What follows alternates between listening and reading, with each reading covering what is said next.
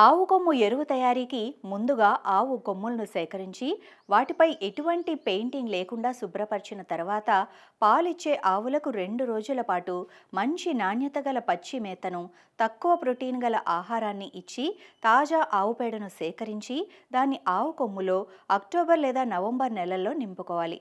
పేడను నింపిన కొమ్మెలను వరదలు రాని, బలమైన వేర్లు లేని, పురుగులు చేరని ప్రదేశంలో 18 ఇంచుల లోతైన గుంతను తీసుకొని 1 అంగుళం దూరంలో అడుగుభాగం క్రిందకుండేలా చూసి అమర్చుకొని ముందుగా 50% కంపోస్ట్ మరియు మట్టితో కప్పాలి.